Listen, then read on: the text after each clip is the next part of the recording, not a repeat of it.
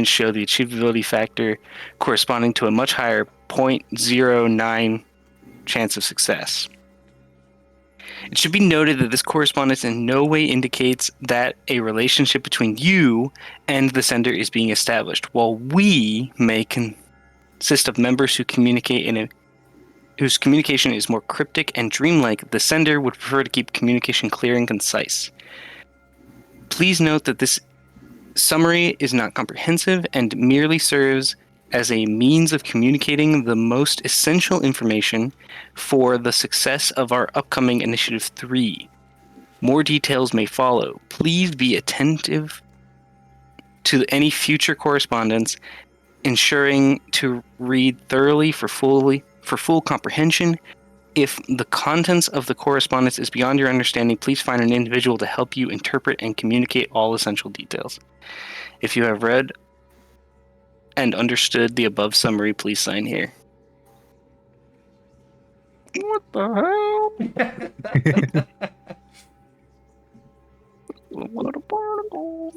And now that that's done, let me just plop that in campaign chat. Check for hidden footnotes.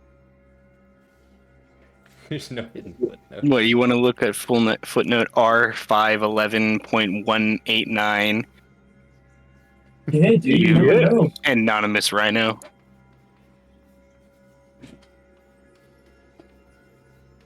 So what are you gonna do, Grouter, having read your letter?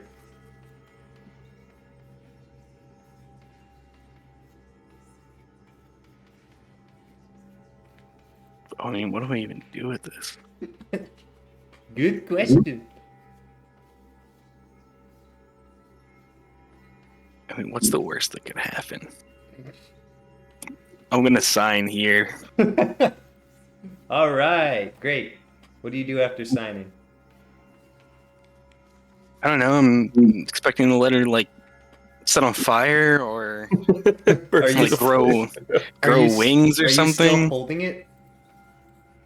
He's gonna Yeah. Oh, I'm dead. You're dead. No.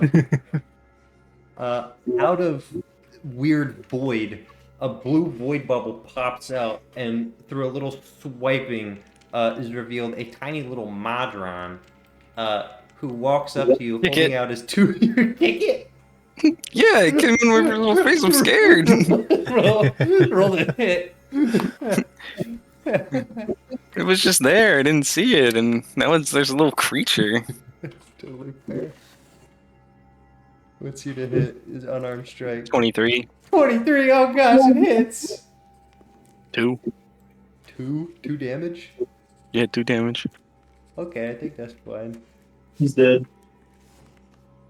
I actually I need to pull up its stat block. I forgot what it was called. There it is. Okay, no, it's alive. He goes, "Meep," and he flies back and goes, meep, meep, meep. And then he puts out his hands. He has The little wings. heck is that He creature? has one little eye. He has little mechanical arms. I'm and looking legs. around for help. I need help. Well, is there somebody else He nearby? sticks out his hands. He's going, meep, meep, meep, It's making noises at me. meep, meep. I put the piece of paper slowly towards it. Yeah. It grabs it. Meep, meep. It fades out of existence. I need to drink more water. I'm losing it. You know, I need to drink more water. On that note, let me refill my pitcher. I'll be back. Alright, everybody, time for a water break. I'm gonna kill this guy. Hey guys, what was his address again? I keep forgetting. 123 Butthole Avenue. That would be so hard. That would be a pretty sick address. 69 Crush Mash Boulevard. All right, I'm back. What'd I miss?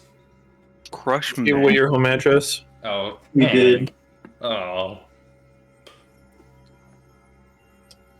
Now everybody knows I live on 1600 Pennsylvania Avenue in Washington, D.C. I actually said 123 Butthole Avenue, but that's close enough. Yeah, that's pretty good. Do you know how much I would kill to live on 123 Bloppletup Avenue? Dude, I'd love that. Yeah, because that's what he said. My street that's name what I is said. stupid. Oh, what did you say? Butthole. Oh, that's it. Oh, I don't want to live on that street. How can you do this to This me? guy.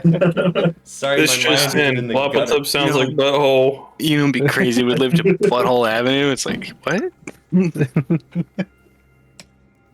Make me choke on my water. All right, well that happened. All right, what are you doing, Groucher? Oh, I'm still avoiding work. So sitting in the corner smoking. Yeah, I mean, I have the infinite lollipop. You do have the infinite lollipop, which is pretty crazy. It's one of the strongest items in the game, honestly. Although I don't know, Yes, can you starve? there's so many Yeah. applications. There's so many. You can use it as like a little grabby You, shark because it's you sticky 'cause definitely you can licked it. starve if the only thing you eat is a lollipop. But it never ends. Okay, ignoring the fact that you're lacking nutrients, it's like, what, 14 calories? It probably has more calories to consume the lollipop than it is that you get back. Yeah. All right. It is infinite sugar, though. Infinite sugar. Yeah. As long as you're eating electrolytes like salt, you should be fine. I do think that is, if I had to Salt and a lollipop. categorize all of the good 1-2 punch jokes that we've had over the sessions, Santa Corn giving everyone gifts, and then going, Roger, what do you want, kid? Like a lollipop? And then he goes, yeah. That, because I didn't think he would say yes. It's just, it's great. It's a good bit. It's the greatest 4 Kids One Piece joke ever. Yeah. What do you want, kid? A lollipop? Okay. Everybody is on their way back, making their way to the Cairo Plateau after all of their visions. Where you're specifically dropped off, shall we say, is in the woods just outside of Kairos. You are going to have to be led through the gate, and communication is going to have to go through to make sure that that is approved. It is a rare occurrence. I don't think non-elves have been explicitly let onto the plateau like through Kairos in over a century. So it's pretty wild. That's what needs to happen. So for right now, you're set up, you're being stationed so that you can be filtered through. Do you want the injured men to go first? Do you want to divvy up some of your units to be able to carry them on stretchers, or We can just leave them. just leave them in the woods to die? Got a problem with that?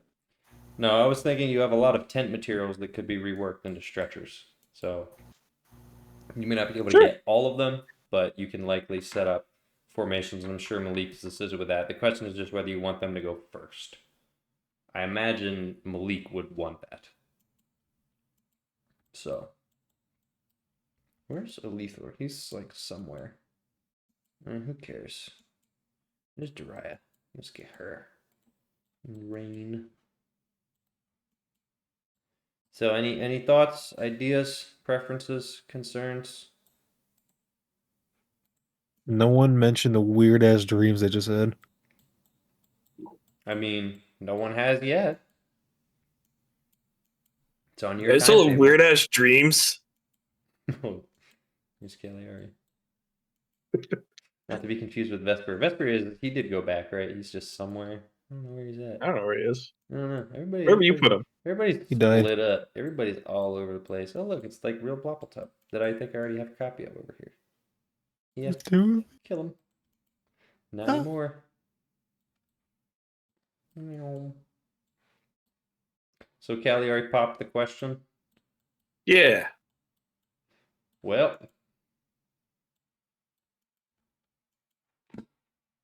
who's around? That's a good question. Am I there? I imagine you're not too far off. I don't know exactly where Siobhan is. I imagine Zephyr isn't here, but I imagine Bloppletop, Malik, and Malachi are all close. Would Cagliari be in that forward group with you guys? Are you asking me or are you asking them? I'm asking everybody. I was Sure. with Sable. That's I'm all I asking remember. John too. What'd you say about Sable, John? John here? I was with Sable, whichever group Sable was in. Yeah. His microphone made a noise when you said that. Oh, that's Might have been an concerning. echo. I don't know. Yeah, I'm here. Okay, good. Ah. Yeah. This is so loud. Oh, because Google Chrome audio. Bird noise. Very high percentage. Yeah, you're back in Material Plane, so now you get like real bird noise instead of weird ambient Twilight Forest noise. Michael Gelfie, normal forest noise. I would have immediately started like trying to catch up with. Well, maybe not immediately. We need to set up and stuff. Make sure you're ready to move. So are the elves still there, like escorting us, or are we by ourselves? No, they're escorting you. I don't feel like drawing them. So, Okay. Grand General's here. Malgath Lance is here, but his role is mostly done. The Saruman is probably going to head back, which means it's just going to be the Grand General. What did we decide is happening with Siobhan? Did we decide? We turned her over to the elven authorities, so she's supposed to be given to her father, I suppose. All right. Well, in which case, the Saruman is coming to collect.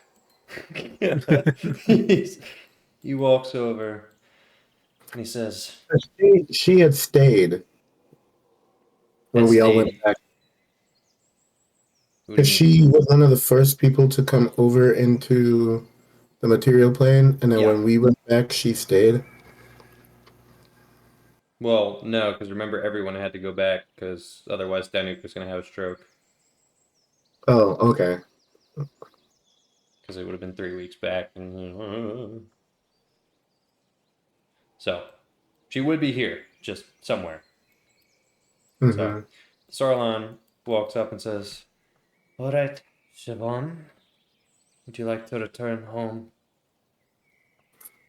I don't get why you're asking me questions when I don't have a choice. I'm asking you because you do have a choice. Yeah, okay, fine. I'll go with you.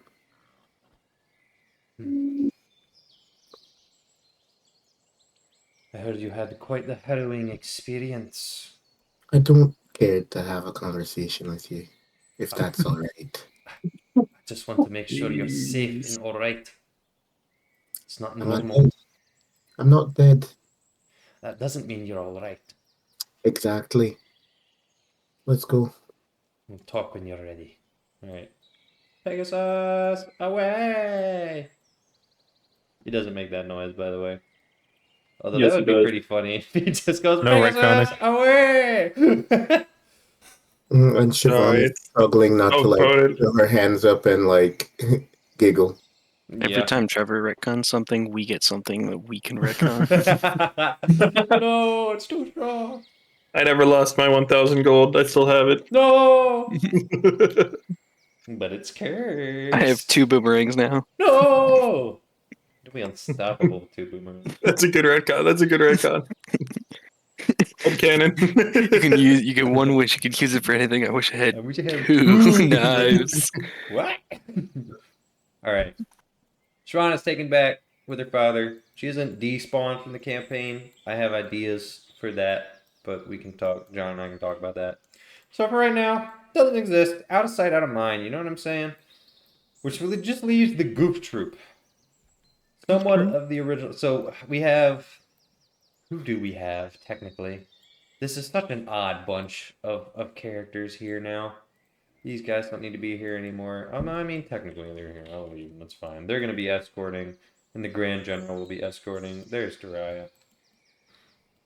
So the only technical OG is Cagliari, followed up by Blopeltup, who's kind of the same person, but not really. And then Malachi. And then we have the new recruits, Malik and Sable. So Cagliari brought up if anyone else had any weird dreams. Slash visions. I'm gonna try not to show that I have. Okay, roll deception. Okay.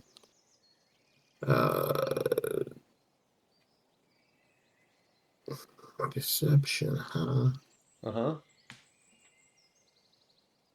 16. Cagliari, what's your passive insight? Not great. 10. Alright, cool. Malik shrugs. He goes, "No. I should hope none of us have lost anything to the Feywild. I've heard harrowing stories of the sort." Nah, I think it's good. I think something good happened. I feel great. Some kind of like storm god talked to me. That's kind of weird. That is kind of weird. What do you mean, I'm some going kind of to- storm god? I'm gonna cast message Yep. as well as just like walking, Mhm. and I'm gonna point it at anyone who said they had a dream and said, No, you didn't. let's save that for when we're in private. Cringe. What a response. He is the best of us. I don't, it Love makes it. All right. Uh, this is gonna take technically quite a bit of in-game time. I gotta do some of my patented math here. Doing math. It's over 50 miles. It's like 75 miles, which is 3 days to 4 days of travel. With your injured guys, if you're sticking with them, it's probably like 4 days of walking. So quite a bit to do here. I don't think they're gonna let you teleport anymore. Because they're not gonna let you they're not gonna let you teleport in the city. So yeah, you gotta walk. They don't got no teleportation circles to make your life easier. I mean, they could teleport you to Arab Ost once they get inside. Eh. Eh. Let's see if is that really a security risk.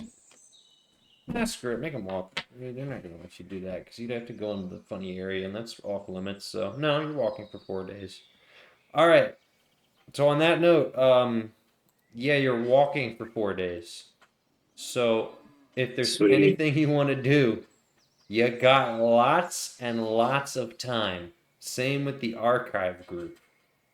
On the first day, you'll probably get to the border of one of the northern forests on the plateau where you can settle down. On the second day, you'll probably get to the outskirts of Nettlethron, the main city, and then there's a small mountain to the north which you can park in the shadow of. And then on the third day, you'll probably be pretty close, winding through the pass, much deeper into Wood Elf territory. And then on the fourth day, you'll emerge on the barren, empty part of the plateau, which you guys can easily settle for your camp. So that's what we're looking like. All I right. can probably map that out, like a little maze.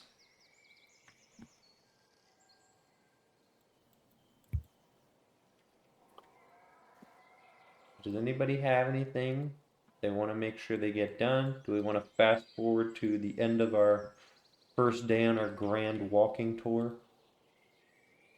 I guess I would just be doing sendings to Oh yeah, you can send reestablish, to everybody now. reestablishing sendings now. Yo. Yeah, I'm gonna Is have to catch you up. Zephyr here? I think he It would should be. be, yeah. Yeah, he would be. Somewhere. I'll probably track him down. You do what? Probably track him down. Track him down? Alright, you track him down. Tracked. Is that all? You're not going to say anything to him? You're just going to stalk him? And then that's it? Just stare at him and move on. Yeah, go, alright, found him. And then just leave. I'll talk to him about what I saw. I guess you're making me do it, huh? Yeah. I love how I didn't even have to say anything. He already knows. Hey, Zingus, Zephyr. Hey, Mr. Blobster.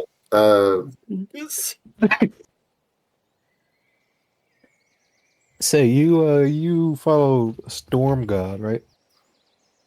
Yes, I sure do. Why? What does he look like? Well, there's a lot of debate about that. Is he like big, shadowy, blue eyes, has like a weapon or something? Big guy. Right. That's one of the iterations of him that I've heard. He has an accent shockingly similar to yours. Well, you know what?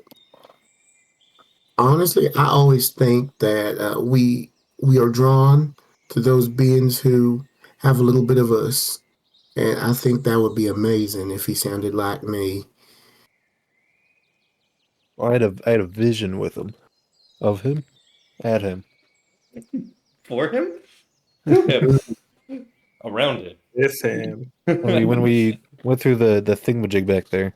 Well, which is it, Mr. Lapletop? Because I feel like that's quite a crucial conjunction, or at least a preposition in this case. What? So anyway, I had this weird vision where he approached me and said some stuff to me. Is that normal for you? Yes. Yeah, but no, Oh, not all right. with him. I think. Right. No, obviously. Well, what did he say? He was kind of warning me or giving me advice that the god that I follow is like still being born, that I can mold him to make him more beneficial to the world. And that if I do that, then I could gain his protection, the storm gods. Something Mm, along those lines. well, I've heard some people say that the gods, in some way, are shaped by their worshippers. I don't know if it's exactly the same way for you, but I'd reckon that might be. If that's what the Storm Lord is saying, then there might be some truth to it. Maybe what people believe about the gods is maybe it's like a symbiotic relationship. They show us who they are, and as we learn more about them, they take on new forms, and in turn, they become that. Huh.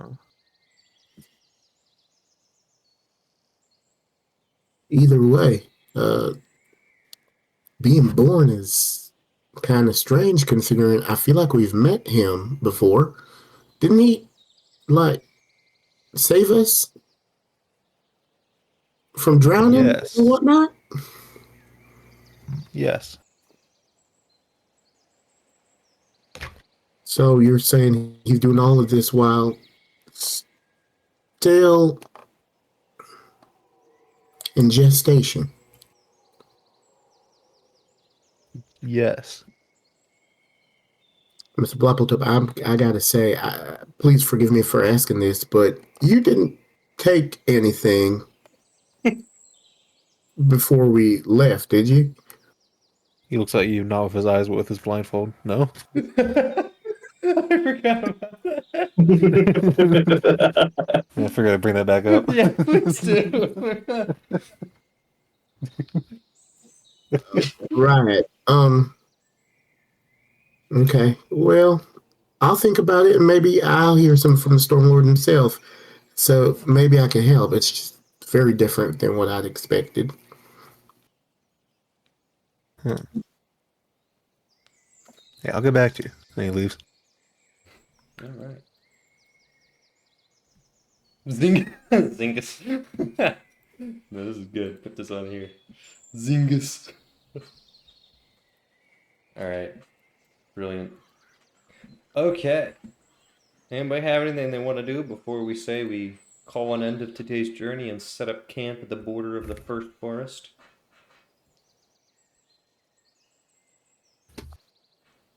All right. All right. We set up camp on the border of the first forest. I'm not drawing maps for none of this. Y'all don't get tents. Y'all don't get maps. There's stuff.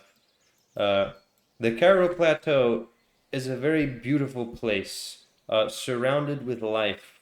The forest trees are very, very tall, similar to redwoods. The environment is teeming with life, from bright green grass to chirping birds to butterflies. It is an absolute oasis of a place.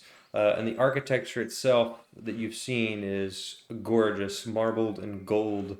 Although it's been pretty sparse thus far on the journey, nothing more but a very, very thin, lightly traveled path, though well paved and well maintained. and it has taken you up to the border of this forest of redwoods, and it is quite a sight to behold. You've set up camp just inside the interior, outside of the path, maybe a few hundred feet off of the road, and you are warned not to disrupt anything too much. Don't destroy any trunks, but you may set up tent and any of the peat moss on the ground and make yourselves comfortable as you would in a normal camp. You will be supervised at all times. Um, as we're setting up camp, what do we? I guess is the Cairo Plateau like, at least where we are? Are we like on a mountain? You are on a plateau. Hence Sorry, it's called the Cairo Plateau. what I mean by But that is mhm. like, can we see over the trees? Sorry, that's kind of what I meant. Like, No. nothing Right now distance. you're in the dead center of the plateau. So the plateau is primarily to the north, the west, and a little bit to the southwest. I mean, if you look on the map, it's primarily north. There are mountains all along the bottom, which surround a central sanctuary area that you're not being taken towards. Where you are currently is dead in the middle of the path. On the actual map, you're right above the end in Elfendom. And if you were to board the trees, you would not be able to see the plateau because it's still probably 10 miles north. You won't really see the plateau itself and that great wall, probably until you get out in the open at your destination. And then Understood. you'll be looking over the large steppe leading up to the massive volcano Mount Uprisma. But everything else is pretty much mountainous to the south.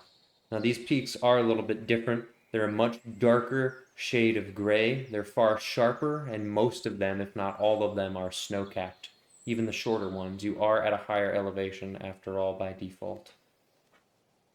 Hmm.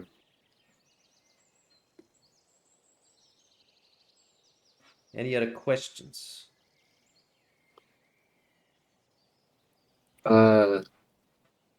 No, actually. All right. Camp is set up. Malik sets up the tent. Where is Vesper? I mean, Vesper's still here, right? Should probably grab Probably. that brilliant bird. I don't know where he went. Look at all this mess. I'm not cleaning none of this up. Brilliant is a big word.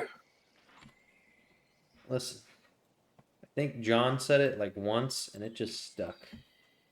Just like it. Brilliant You bird. brilliant bird.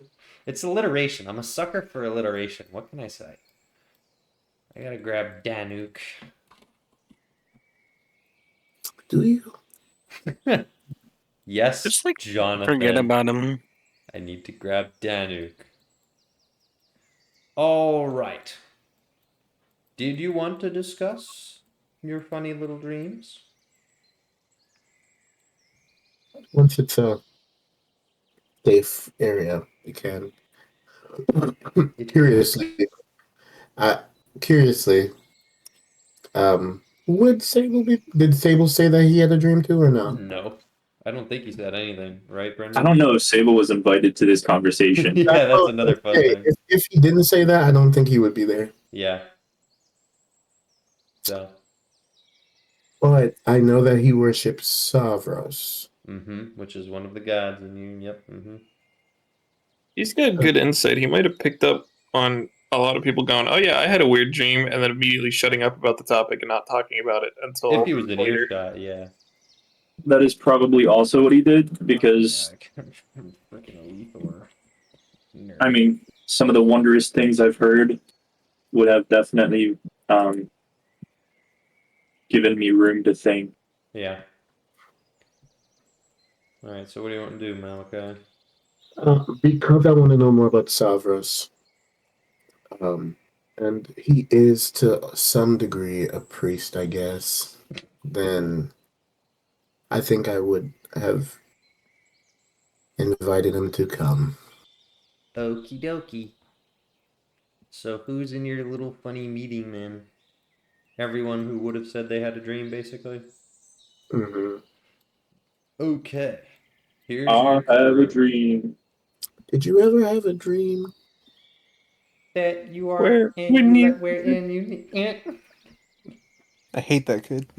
yeah say the line, John. Yeah.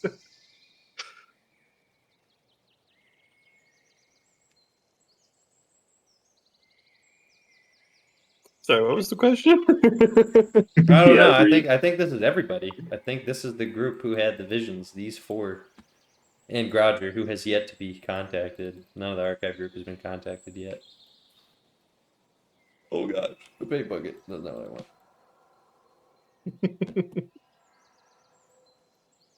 Is this it? Is this the funny little meeting, guys? No, I think we would still have like the other Vesper leaders and as Malik well. and Denny. Beta? Uh, Maybe not necessary, but maybe relevant. I mean, I don't think Danik is necessary, but You never think Danik is necessary. agreed. Um, hmm Do you want Beta? No, he's fine. Probably not. Yeah, I don't think he So would feel offended or anything. Cagliari, earlier, I'm sorry, but you mentioned a strange dream. Would you care to share? Oh, I mean, there was like a big guy, and he had like a gauntlet with an eye on it. It was really creepy because it was looking at me. And then he asked if I had the will to, like take down our enemies, and I said yeah. Um, and then I came out of the dream feeling really strong. Like I feel really good, like better than I used to before I died. Hmm, interesting. Um, I may have seen some of the same imagery in a dream of mine.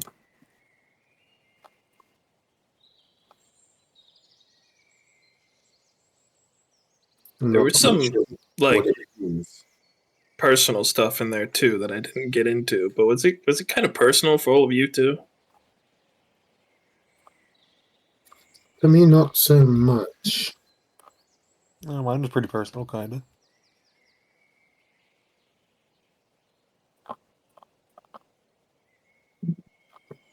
well, my dream really didn't have anything to do with me. It was more about those around me. Please do tell. I just give you a look. I look back. Please do tell.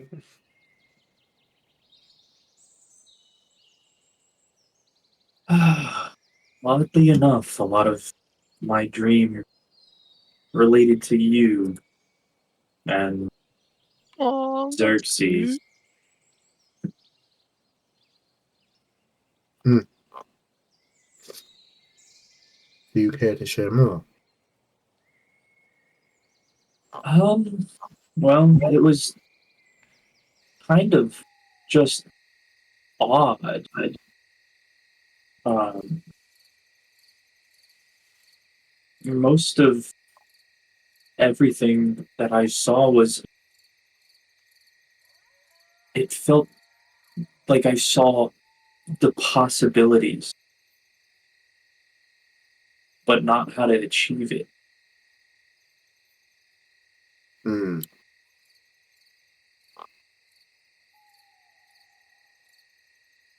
But what I did see is the only outcomes that I can accept were the ones where you ended up at the top.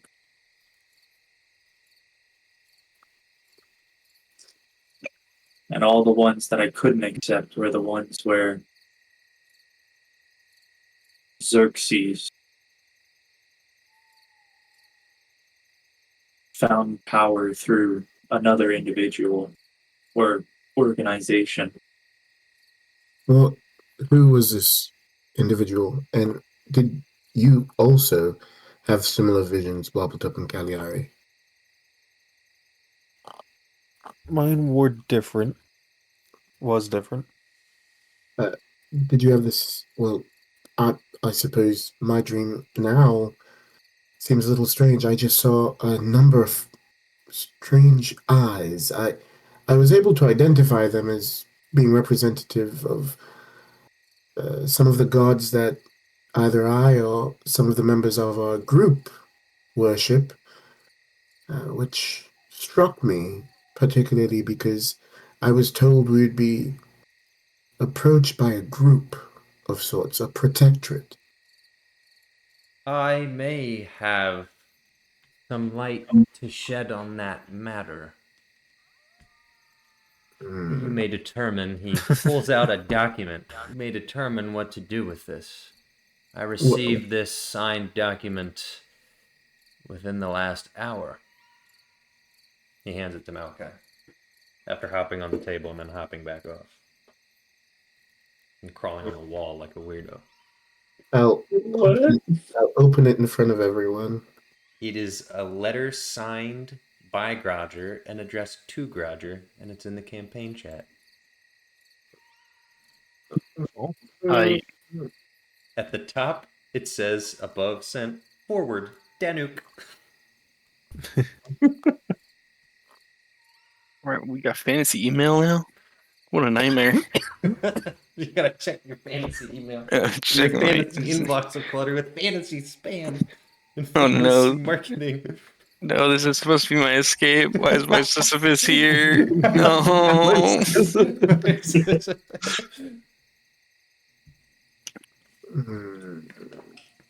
Ooh, there's a Sunday sale. Sunday. Ugh, I don't want that there. So many tabs. Oh, I already have it up. I'm stupid. Weird. So That's a this weird time. sugar stallion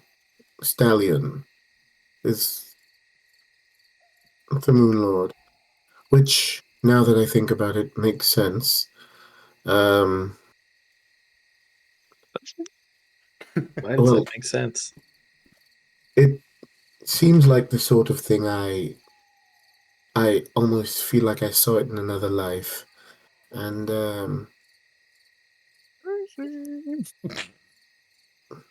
at this point you should be used to that. And Red Dracolich, I know nothing of that. Do you all? Does that have any relevance to you all?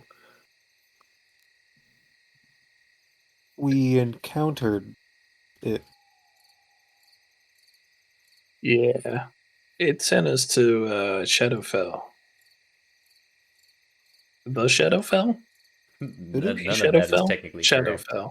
You wandered into his domain from Shadowfell, and then fought him for sport, and he won. And then he used your essence to teleport some of his guys back to the material plane. Oh, that's the Draco Lich. I was talking about Sugar Stallion. My bad. Oh, yeah, okay, I see. And when you I got our encountered baddies mixed up. when you encountered this Dracolich, wait, this Dracolich, who was it? Someone had said that it was Vitris. Vitris said that the army we fought was controlled by a powerful necromancer. And if his existence defies the rule of death, is it possible there's some connection to him? I don't know. Oh, to the Dracolich? And the army? Because you definitely missed that. One of the first things I clarified, I did say that when you got here. I said there was a giant specter of the Dracolich over the army for the entire fight until the specter of the Silver Dragon came and beat it up. And Did I shattered miss the that? illusion. I don't know how you It was missed that. retconned. It was at the beginning. Yeah, it wasn't last session. That's why it's one of the first things I said I needed to retcon in because I was gonna narrate it and I just didn't because I got swept up into micromanaging. And I was like, I all right, must not have heard that. that's crazy. That's one of the most important things. And then the other thing you need to not forget is Durango is the name used by Aramaeth Shinyclaw when he told you the creation myth of Mandril, and how Elabar stripped the flesh off of Durango and banished him outside of the material plane because he wasn't strong enough to kill him.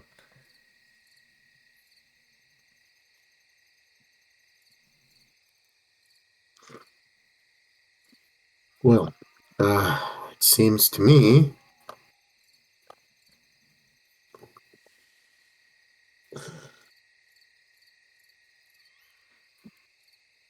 that getting rid of Xerxes does not seem to be as pressing of a concern to this protectorate as it is to me. It is, I admit, a bit of a tough pill to swallow, but what is the point Yeah. liberating Lucine if it is only to be destroyed by greater forces? I can swallow my pride. At the very least, we still have the option to dethrone Xerxes. It says may, so there's nothing saying we can't. I kind of thought he'd be like number one. Like he seems like the most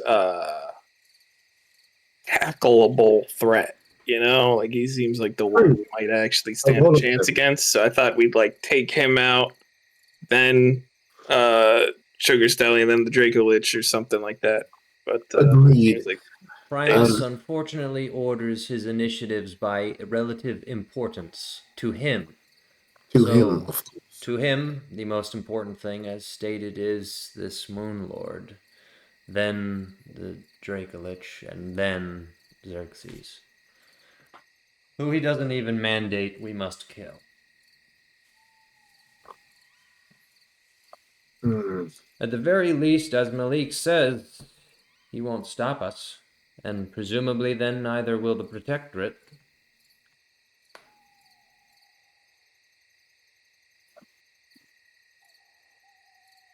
Well, so what I'm thinking is, from what we've heard reports of from Thessalon, the Moon Lord seems quite difficult to fight. this is what we got like a I don't know what number that is. That one with the 7 on the end? Mm-hmm. That's not good. However, it seems that by taking certain initiatives, we can decrease the difficulty.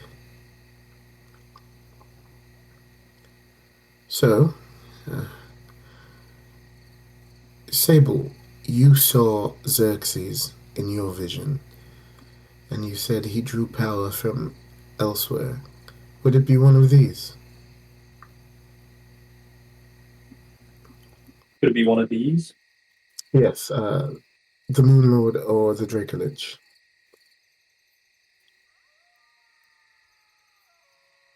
It specifically was both of these.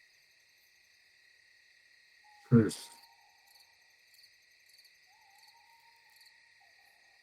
Hmm.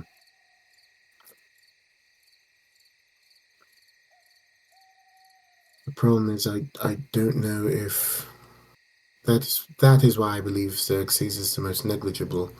He has to go to them for strength. So how do we weaken their power source? Did any of you have anything in your dreams that pointed to either making us stronger or making them weaker? I didn't have dreams, but I do think this is putting some missing puzzle pieces together. Mm-hmm. I'm sure you'll recall our old compatriot, Joseph Lichter, who for a brief stint murdered my brother Malachi before Bloppletup graciously brought him back from a pile of ash. Oh, I did not actually know that. I'm fairly certain. Weren't you there? Turns to Vesper. Wait, were you there? I was there, yes. I was there. Okay. She wasn't there. Oh, Cagliari, that's okay. Never mind. Yeah, got it. Got it. With the program. All right. Malik leans and he sits down. He says, I'm fairly certain, seeing everything now, that Lictor was serving this Dracolich. His robes, the patterns of red, some of his mannerisms, some of the way that he spoke of rebirthing the world and using me as a means to do so. He spoke little of his concrete goals, but assured me that we were in alignment. I'm starting to sense that he's just a servant of this Dracolich, and he was a necromancer. He didn't show me much of what he could do, but he assured me that he was comfortable with the dead, and ensured that whenever we lost men, that they were properly handled. I think now he may have been disposing of them in more displeasurable means. If that's the case, we have an advantage, and that this is an enemy we know of. We've seen his face, although I doubt, of course, it's his real face, or his real name. But no, what's more is, based on what Orion has talked about, and some of the things I've seen when I was enslaved, I think I know who he is. He's overplayed his hand. I don't know his real name, and I don't know really what he looks like, but I know what his title is. He's the chairman. Malik looks around like waiting to see if anybody recognizes this. Sorry, what did you say? He's the chairman. chairman. None of you What? are familiar with criminal overlord, the chairman. Wait, What I know Roll about this guy, criminal Roll overlord, history like, table. I feel like out of the group, I might have the best odds. Roll history table. Nope. Yeah, that's a no. I was on the run and I was learning about magic and then Four. that's Boy, roll with criminal advantage. You should. When have, DM wants you to are have done 100% something, but right. you rolled too poorly. It's more so likely. What, 7? Yep. You don't know it. come on. The point was he's right. He should have advantage because based on what I have written, Sable is extremely likely compared to everyone else to know who the chairman is. Yep. But I don't. oh well, he So- doesn't. So wah, wah. God damn it, dude. All right. Malik says, we don't know much, but he had his hands in a lot of pots, allegedly. One of which was the slave trade on Escobara, which I got swept up into. I didn't learn much there, but in my fight I learned the name. I learned one of his operatives' name. If we actually want to strike at the chairman, I'm fairly certain we'll be striking at Joseph Lichter and the Red Dracolich all in one fell swoop. I think they're the different heads of the same beast. Weird. Never heard of him. He's not one who likes to be in the public eye. What was his name?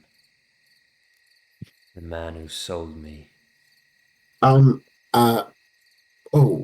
that seems important. I don't mean to cut you off, but I have a question. Did Groja ever mention the details of between him and Siobhan? Were there not skeletons involved in his story as well? I believe so, based on their report. Is it Something possible? about there was something about one skeleton that was attempting to attune to its staff and cast spells. I don't want to assume that all skeletons are related, but is it possible that the Dracolich also had a hand in the group that was after Siobhan? It's more than possible, it's likely. If that's so, the Saruman must be made aware. He should. She may no longer be with us, but if he needs her, then it's possible that she may be of use to our army still. And I mean that in the best possible way. Of course. Don't want to use a child as a pawn, but Nor did I. at the very least, we need to keep her away from him. I think I actually know what we're supposed to do. I mean, I'm a little bit offended I didn't get a dream, but I think I got something better. Actionable insights. Everything you've said has made it very clear what we need to do. If this is our first initiative, I think we'll even be able to do a little bit of damage to Xerxes at the same time.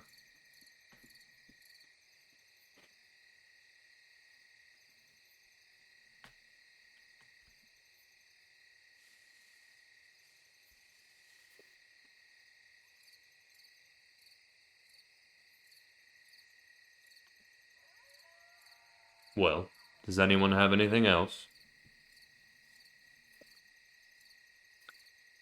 No, I think I had a dream about like a crab and a weird storm guy. That wasn't really related. Right. wait. How is your I, crab doing? wait. In my dream, I saw another eye, but it was in the middle of a storm. It's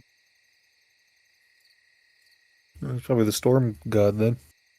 I suppose I should have reasoned that out. So hold on then. Before we adjourn, who exactly is in this protectorate that we're being contacted by? Primus, clearly. Named. Some Stormlord. Bahamut is... Yes. Yes? Alright. Yes. Who else? Big guy in armor with an eye on the back of his gauntlet. That's Helm, God of Guardians. Oh, yes. Neat. And Savras, I suppose.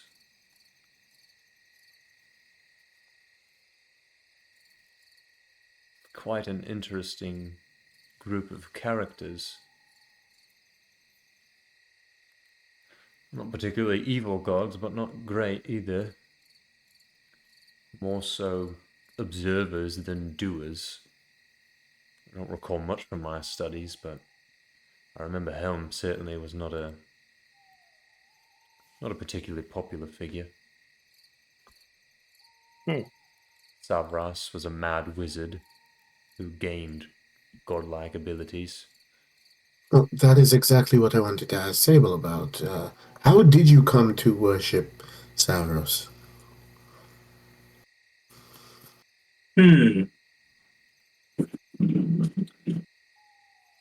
Well, The world may never know. or I never know. Am I mute? No. You made me second guess myself. I was on the wrong page.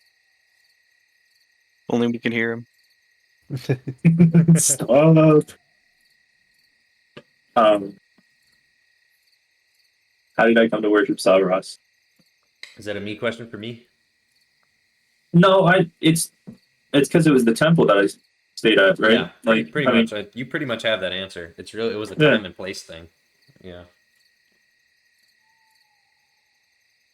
the temple of Savras was the temple that pulled me in, took me off the streets before Xerxes pulled me in and took me off the streets. And Savros is the god of what? I don't know. Knowing things or something. I would know, right? Yes, he's the god of divination and the dominion of fate. He's completely neutral. Well, because he is the dominion of fate, is that perhaps why you saw a few possibilities and not necessarily only one?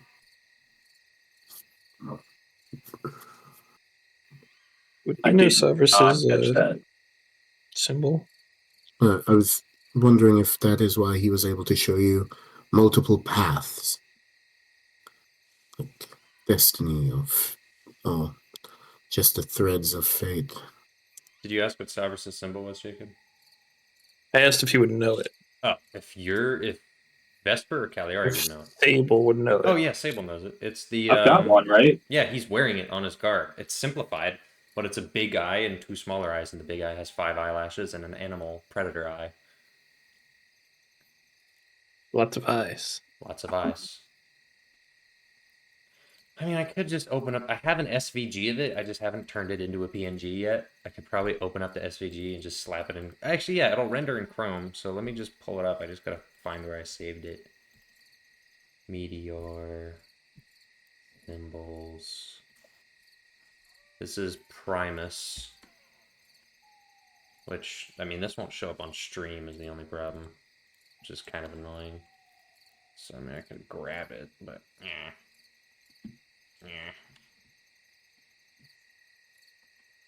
Don't save. Where's Sabras? Sabras. This is the symbol of Sabras. There you go. And I am now going to just lazily plop these in MS Paint so that they'll actually show up on the stream later, at a later date and time.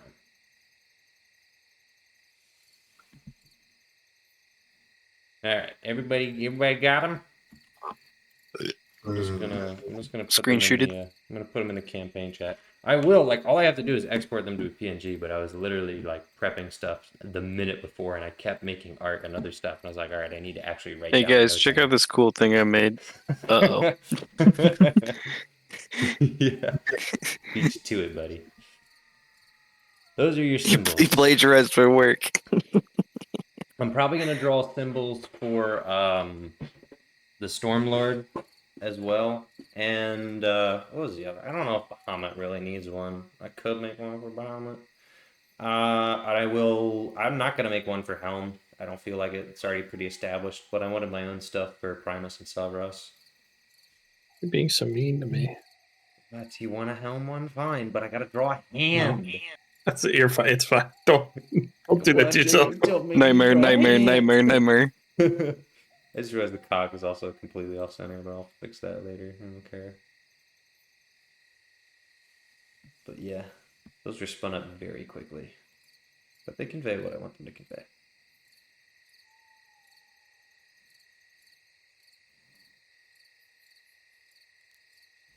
Alright.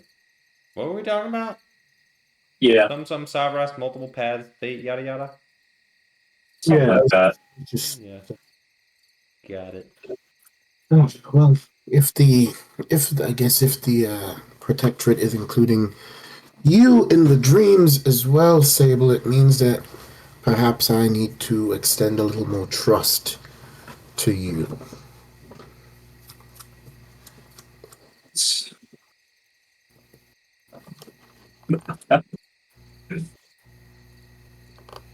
You will, of course, have to prove that you can be trusted.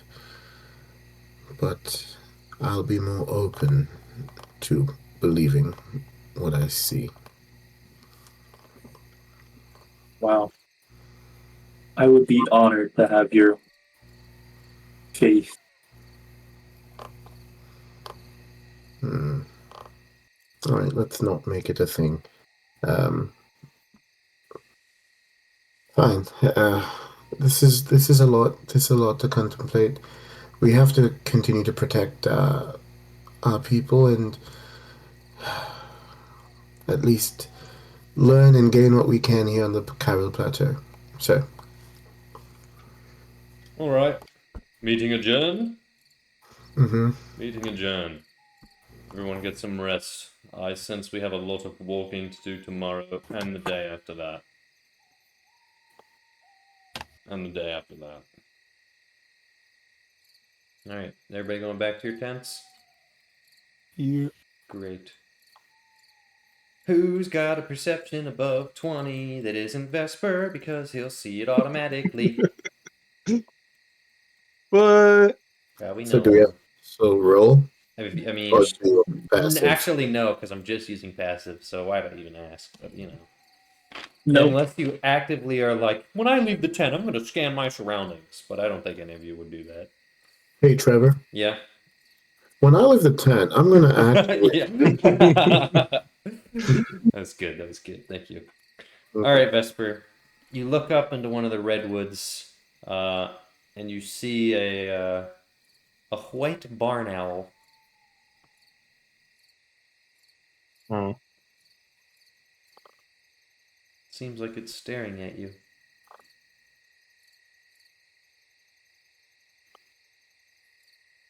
I'm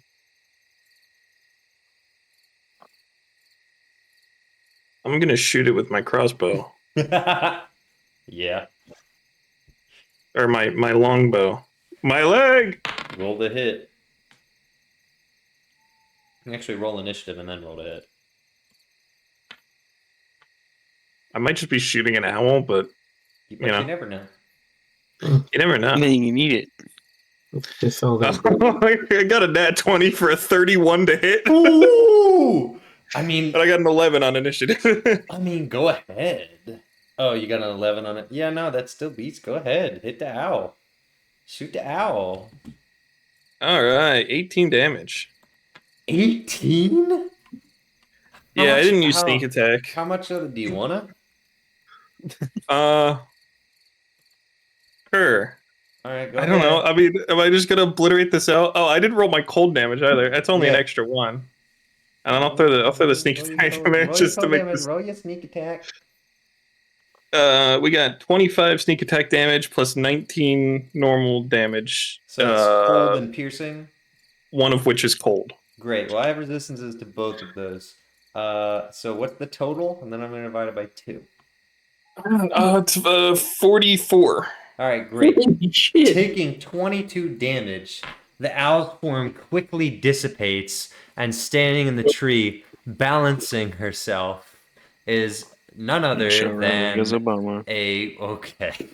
none other than a woman with pale skin, red eyes, aggressive red lipstick, dark red wings, and blacked out plate armor.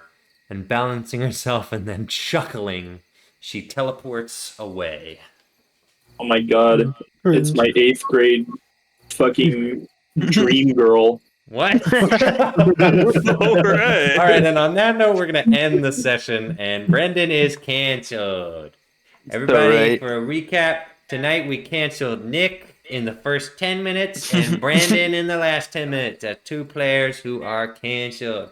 Thank you, everybody, for watching. All of the loving audience who, consumes this content voraciously. Until next time.